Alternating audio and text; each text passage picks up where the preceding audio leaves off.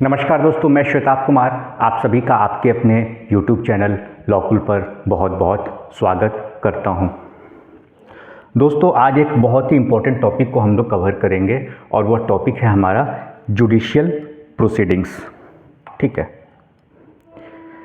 Lecture शुरू करने से पहले एक बात मैं कहना चाहूँगा। आप में से कई सारे एस्पिरेंट्स का एक कॉमन क्वेश्चन था मुझसे। लगभग हर किसी के मन में यह सवाल होता है कि सर हम वो कौन सी स्ट्रेटेजी लेकर चलें, कौन सी रणनीति के साथ हम तैयारी करें कि हमारा फाइनल सिलेक्शन हो जाए। देखिए, मैं आपको बता दूं कि आप किसी भी कैंडिडेट का जिनका फाइनल सिलेक्शन हो चुका है, ठीक है,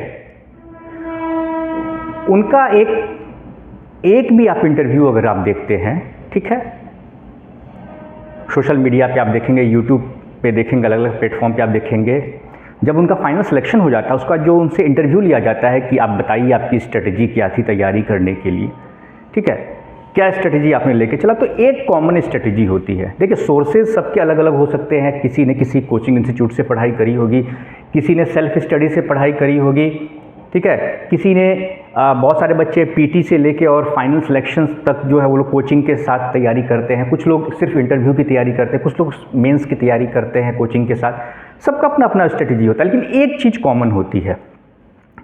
एक मैं मंत्र बता रहा हूँ, ठीक है, उसमें सब कुछ छुपा हुआ है। निचोड़ कहते हैं ना, किसी बस सार का निचोड़, पूरा एक सार जो होता है किसी का। तो कंक्लूजन यही है कि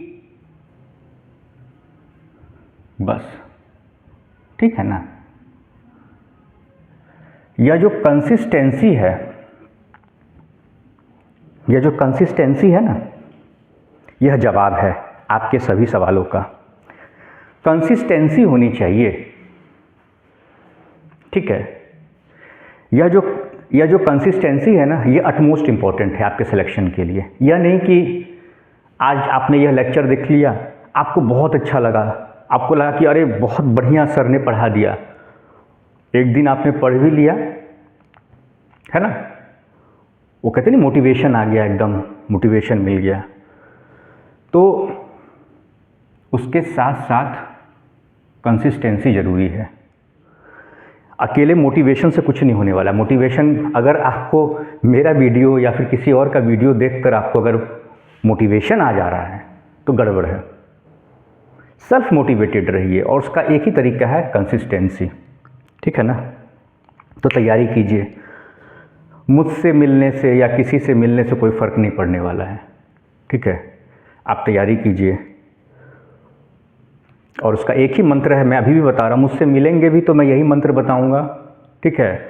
और मिलते तो हैं ही हम, अरे अब तो सोशल मीडिया का ज़माना है, ठीक है, चैनल है आपका लॉकुल, अपनी मुलाकात होती ही रहती है। मैं आप ही के लिए तो आता हूँ। कौन देखेंगे, कौन पढ़ेगा? जो जुडिशियल सर्विस एग्ज़ाम की तैयारी कर रहे हैं वही तो यह सब वीडियो देखते हैं, है कि नहीं? तो हमारा इंटरेक्शन तो हो ही रहा है ना। तो कंसिस्टेंसी आप अपने रखिए, ये फालतू की चीज़ें और दिमाग में कुछ नहीं, कंसिस्टेंसी रखिए और बस, ज़्यादा नहीं। आपको रोज़ पढ़ना है, कितना पढ़ना है, कितनी देर में आपको समझ में आता है, लेकिन वो आपकी स्ट्रेटजी होनी चाहिए। वो मैं नहीं बता सकता हूँ क्योंकि वो हर किसी का अपना है, ठीक है ना। तो कंसिस्टेंसी आपकी होनी चाहिए, कंसिस्टेंसी आप मेंटेन रखें। आपको हर रोज़ पढ़ना है, ठीक है ना, पढ़ना है। सिंपल ग्रेजुएशन के एग्ज़ाम की तैयारी तो आपको करनी नहीं है भाई, आपको सिविल जज बनना है, ठीक है। तो उसके लिए पढ़ाई तो आपको मेहनत करनी पड़ेगी, ठीक है दोस्तों। तो चलिए, आज का टॉपिक है हमारा, शुरू करते हैं। जुडिशियल प्रोसीडिंग क्या है, इन डेप्थ इसको आज हम लोग समझेंगे, ताकि इससे कोई भी सवाल आएगा तो आप इसको एकदम, आपको कोई दिक्कत नहीं होगी, आप आसानी से उसका जवाब दे पाएंगे, चाहे पीटी हो, मेंस हो, इंटरव्यू। कॉन्सेप्ट को समझ जाइएगा ना, कॉन्सेप्ट को आप समझ जाइएगा तो उस पर पूरा किताब आप लिख दीजिएगा, ठीक है। तो जुडिशियल प्रोसीडिंग्स क्या होता है, पहले इसको समझिए। तो देखिए, हमारा लॉ तो कोडिफाइड है, भारतीय नागरिक सुरक्षा संहिता, ठीक है। यह एक कोडिफाइड लॉ है। कोडिफाइड का मतलब कि इसमें सेक्शंस दिए गए हैं। तो सबसे पहले इसका सेक्शन याद कर लिए, 2(1) के M में आता है यह, ठीक है, 2M में आता है यह। ठीक है, इसको डिफाइन किया गया जुडिशियल प्रोसीडिंग को। अब ये है क्या? तो कुछ नहीं है, एनी प्रोसीडिंग्स, कुछ नहीं, एनी प्रोसीडिंग्स, कोई भी प्रक्रिया, ध्यान से देखिए, any proceeding in the course of which, any proceeding in the course of विच, ऐसी कोई प्रक्रिया, ठीक है, एनी प्रोसीडिंग, ऐसी कोई प्रक्रिया इन द कोर्स ऑफ विच, जिसके तहत क्या होता है, जिसके तहत एविडेंस, जिसके तहत साक्ष्य, एविडेंस इज टेकन, साक्ष्य लिया जाता है, एविडेंस इज टेकन, और मे बी लीगली, ठीक है, टेकन।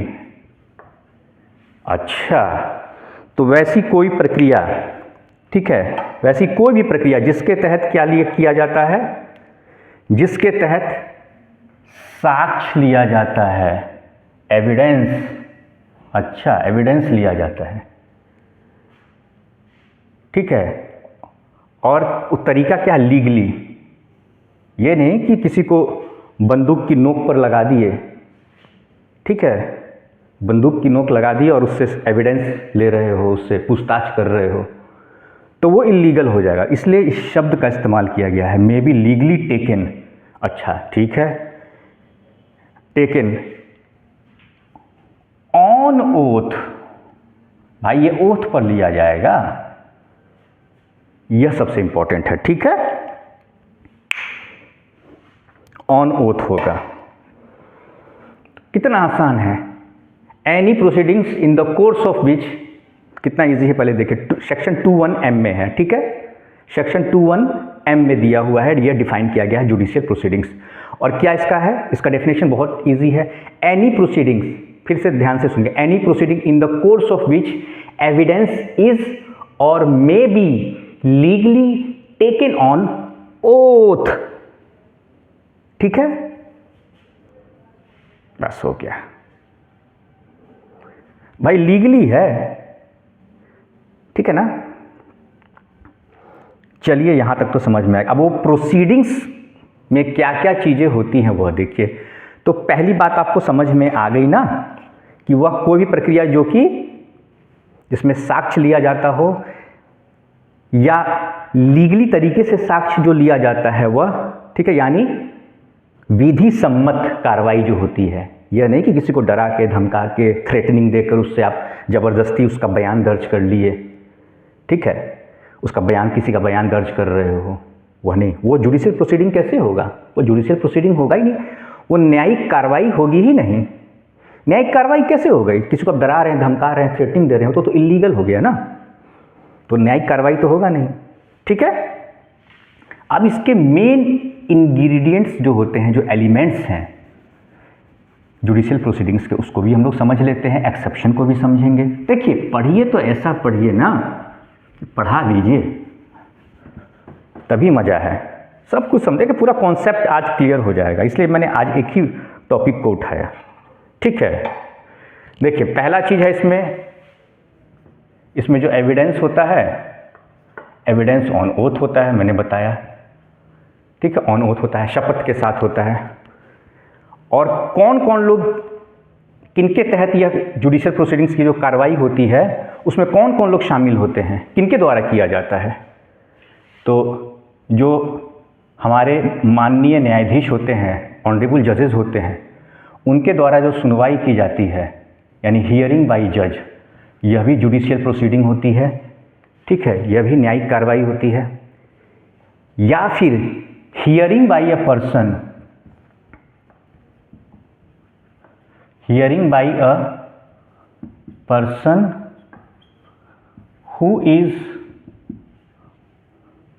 who is authorized, ठीक है, who is authorized to take evidence, ठीक है, वह भी हो सकते हैं, जिन्हें कानून के तहत दिया गया है यह अधिकार है, ठीक है, साक्ष्य लेने का, वह भी आपको जुडिशियल प्रोसीडिंग्स में आएंगे, ठीक है, वो भी कार्रवाई। उसके बाद hearing bye magistrate, hearing bye magistrate, यह सब कुछ आपका, ठीक है, यानी कि जुडिशियल प्रोसीडिंग में जो आपका एविडेंस होता है वो ओथ पे होना चाहिए, ठीक है। जो सुनवाई होती है वो न्यायाधीश महोदय के द्वारा जो होती है वह भी आपकी जुडिशियल प्रोसीडिंग्स में आती है, या ऐसे व्यक्ति जिन्हें कि कानून के तहत यह अधिकार दिया गया है या विधि सम्मत अधिकार दिया गया है, ठीक है, यानी कि लीगल मेथड को आपको एडॉप्ट करना है। किसी को डरा के धमका के कोई जुडिशियल प्रोसीडिंग नहीं हो सकती है, लीगल मैकेनिज्म के माध्यम से, ठीक है। तो with in the ambit of law, कानून के तहत जो सुनवाई होती है जिस व्यक्ति के द्वारा, और उस व्यक्ति को कानून के तहत अधिकृत किया गया है, ऑथराइज किया गया है, वह व्यक्ति जो प्रक्रिया करता है, वो जो पूरी प्रोसीडिंग होती है, वह प्रोसीडिंग भी कहलाती है आपको जुडिशियल प्रोसीडिंग, जिसके तहत वह साक्ष्य लेते हैं, ठीक है। और हियरिंग बाय मैजिस्ट्रेट, कोर्ट में जाते हैं ना, मैजिस्ट्रेट्स होते हैं आपके, judicial magistrate, chief judicial magistrate होते हैं ना, सब डिविजनल मजिस्ट्रेट, ठीक है। तो ये सारे चीज़ें जो हो गई, तो इनके तहत जो कार्रवाई की जाती है ये आपको कहलाती है जुडिशियल प्रोसीडिंग्स, ठीक है, ठीक है। कोई डाउट है तो सवाल पूछिएगा। इतना हो गया, तो यह इसके मेन एलिमेंट्स से उसको हम लोग समझ लिए। अब थोड़ा सा और हम लोग नीचे आते हैं, थोड़ा सा और हम लोग इन डेप्थ एनालिसिस और करते हैं, थोड़ा सा और, ताकि और कॉन्सेप्ट आपको क्लियर हो जाए। देखिए, कानून में है ना, आपको एक्सेप्शन भी समझना होगा।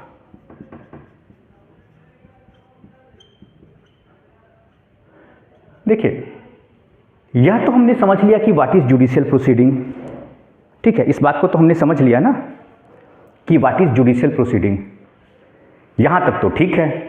इसका एक्सेप्शन क्या है, इसका अपवाद क्या है, किस चीज को हम नहीं कहेंगे जुडिशियल प्रोसीडिंग? तो जो बिफोर आर्बिट्रेटर हियरिंग यानी जो सुनवाई होती है आर्बिट्रेटर के समक्ष, वह आपको जुडिशियल प्रोसीडिंग नहीं कहलाएगी। हियरिंग बिफोर एन आर्बिट्रेटर, ये आर्बिट्रेशन एंड कंसलेशन एक्ट होता है ना आपका, उसके तहत जो आर्बिट्रेशन में मामला जाता है, और उसमें जो आर्बिट्रेटर होते हैं उनको भी लोग जज समझ लेते हैं। देखिए, वो जज नहीं, वो क्वासी जुडिशियल प्रोसीडिंग है, क्वासी जुडिशियल प्रोसीडिंग है, वो जुडिशियल प्रोसीडिंग नहीं है, ठीक है ना, वो जुडिशियल प्रोसीडिंग नहीं है। तो उसमें जो सुनवाई होती है, ठीक है, तो वह जो होता है वह आपका जुडिशियल प्रोसीडिंग नहीं माना जाएगा, यह आपका जुडिशियल प्रोसीडिंग नहीं माना जाएगा, ठीक है। हियरिंग बिफोर अ जज यह जुडिशियल प्रोसीडिंग नहीं माना जाता, हियरिंग बिफोर एन आर्बिट्रेटर, ठीक है। हियरिंग बिफोर जज आपका माना जाएगा, ठीक है। अगर जजेस के सामने अगर सुनवाई हो रही है, साक्ष्य लिया जा रहा है उनके द्वारा, ये तमाम चीज़ें, तो ये जुडिशियल प्रोसीडिंग हुआ। लेकिन आर्बिट्रेटर जो होते हैं, जो आर्बिट्रेशन कंसलेशन एक्ट के तहत बताया गया हो, या कोई भी स्पेशल भी कोई अगर किसी मामले में आर्बिट्रेटर नियुक्त किए गए हैं, ठीक है, तो उनके द्वारा भी जो सुनवाई की जाती है वह आपका जुडिशियल प्रोसीडिंग के तहत नहीं आएगा, ठीक है। तो पहला तो हो गया आपका हियरिंग बिफोर एन आर्बिट्रेटर, और दूसरा क्या है? पहला तो यह होगा, दूसरा है magistrate holding test identification parade, ठीक है। ये होता है ना, आप मूवी में भी आपने देखा होगा कि जैसे किसी व्यक्ति के साथ कोई क्राइम होता है, ठीक है, अब वो जो अपराधी है उसको पहचान नहीं पा रहा है, मतलब कुछ उसका हुलिया जानता है लेकिन एक्चुअल उसको चेहरा याद नहीं आ रहा है। तो होता है ना कि एक साथ इतने सारे लोगों को लाइन में खड़ा कर दिया जाता है, देखते होंगे आप, ठीक है, और वो जेल का पूरा सीन होता है, जेल के अंदर या थाने का सीन दिखाया जाता है, और वहाँ जो विक्टिम होता है जिसके साथ हुआ है अपराध, ठीक है, वो विक्टिम वहाँ पे पीड़ित जो होता है व्यक्ति वहाँ पर आता है, पुलिस भी होती है वहाँ पर बगल में, ठीक है, साथ में दिखाते हैं कि एक मैजिस्ट्रेट भी आते हैं, ठीक है। तो उनके सामने फिर पहचान होती है कि ये है कि ये है, फिर उसमें से एक व्यक्ति की तरफ वो इशारा करता है या फिर नहीं कर पाता है। तो उस जो पूरी प्रक्रिया होती है वो तो आपने मूवी में, पिक्चर में देखा होगा, ऐसे देखिए कनेक्ट कीजिएगा तो समझ में आएगा। तो वो जो पूरी प्रक्रिया है वो उसी को हम टीआई परेड शॉर्ट में कहते हैं, और फुल फॉर्म है इसका टेस्ट आइडेंटिफिकेशन परेड। ठीक है, यह भी आपका भले मैजिस्ट्रेट के द्वारा किया जा रहा है, लेकिन सिचुएशन क्या है, यह कोर्ट में तो कार्रवाई नहीं हो रही, न्यायालय में तो नहीं हो रहा है यह।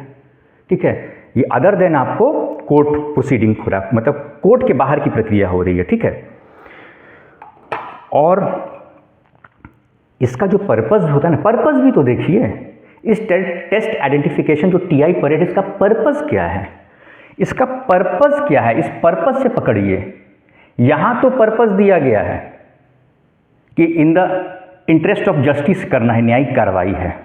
ठीक है, या तो कन्विक्शन होगा, या तो सजा मिलेगी, या उसका एक्यूटल होगा, रिहाई होगी। लेकिन यहाँ पर अभी टीआई परेड हो रहा है, इसके बाद फिर इन्वेस्टिगेशन भी तो होगा। यह जो टीआई परेड है इसका रिलेशन किससे है, इसका रिलेशन है इन्वेस्टिगेशन से।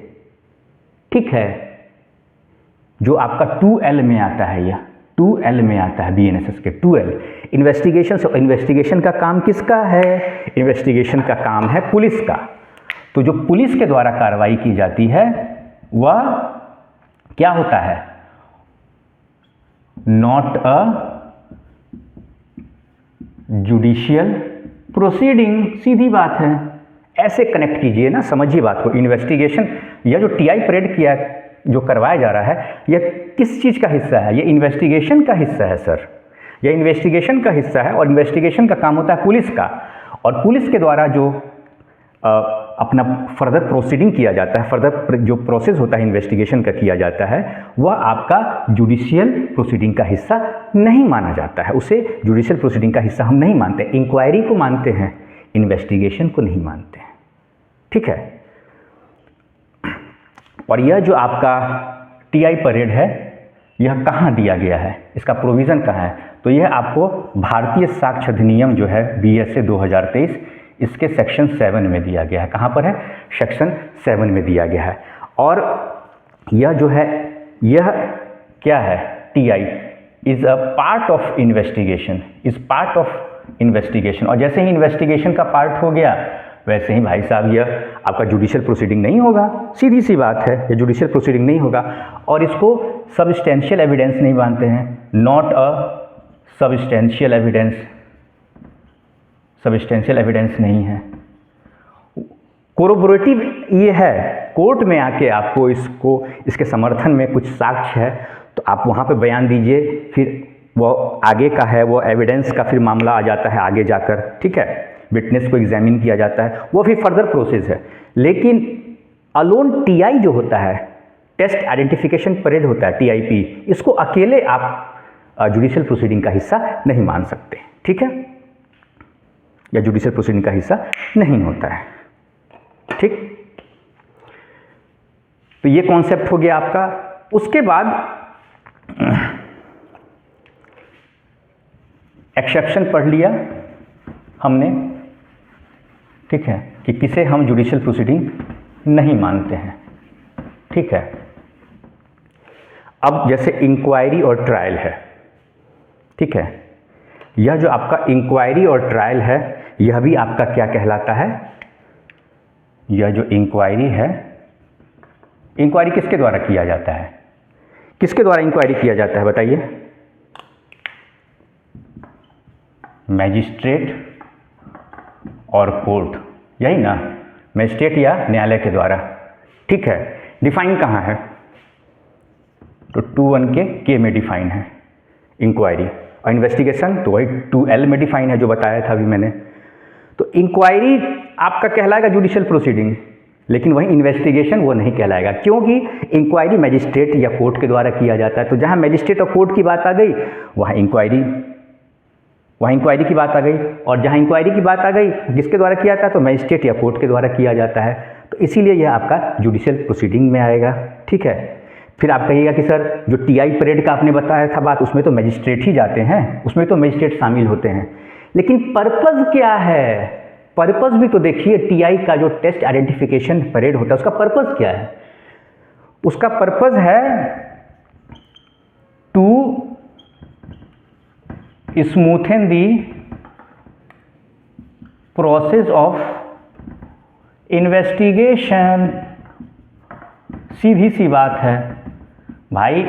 अब जो विक्टिम है, विक्टिम को चेहरा याद नहीं है, ठीक है, थोड़ा बहुत चेहरा याद है लेकिन ठीक से याद नहीं है, तो वैसे ही लोगों को सामने खड़ा कर दिया, इसमें से आप बताओ कौन व्यक्ति है, ताकि इन्वेस्टिगेशन की जो प्रक्रिया हो वह सही तरीके से स्मूथली चले।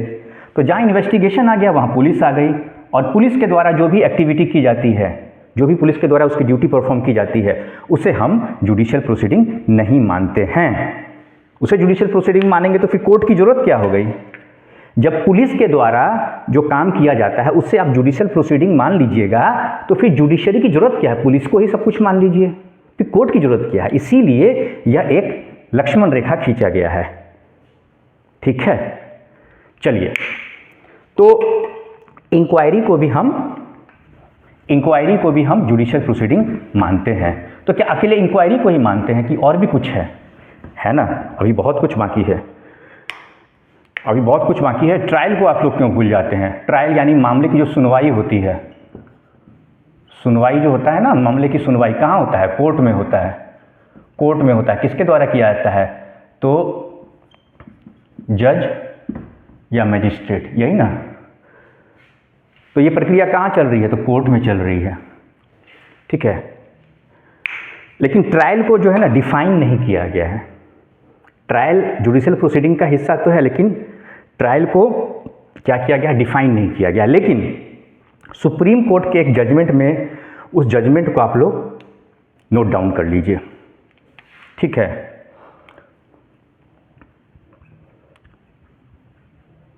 हरचंद सिंह लिखने में काम आएगा। Harchand Singh versus state of Haryana.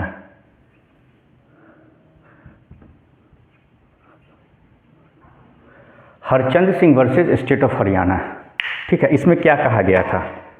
ये सुप्रीम कोर्ट के द्वारा कहा गया था। सुप्रीम कोर्ट ने ट्रायल के बारे में क्या कहा, यह यहाँ कहा गया है। Harchand Singh versus state of Haryana. क्या कहा सुप्रीम कोर्ट ने? एनी प्रोसीडिंग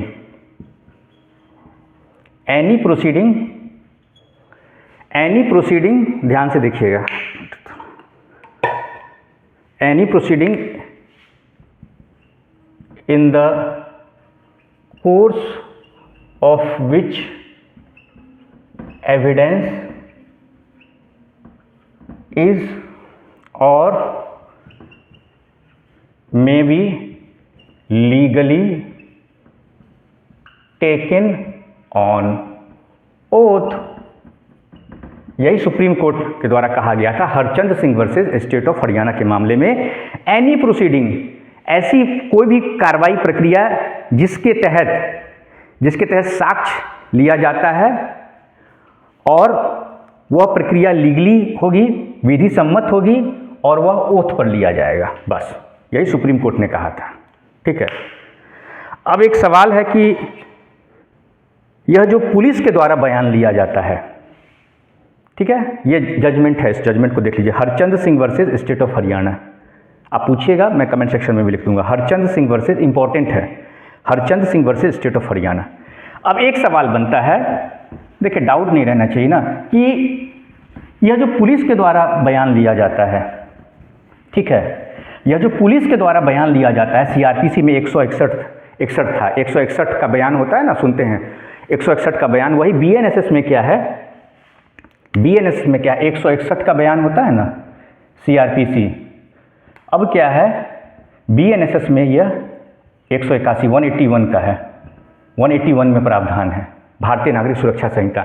तो जो 161 का जो बयान है, यह आपका जुडिशियल प्रोसीडिंग के तहत आता है कि नहीं आता है, यह बताइए। तो नहीं आता है। क्यों नहीं आता है 161 का? क्योंकि भाई पुलिस के द्वारा लिया जाता है ना।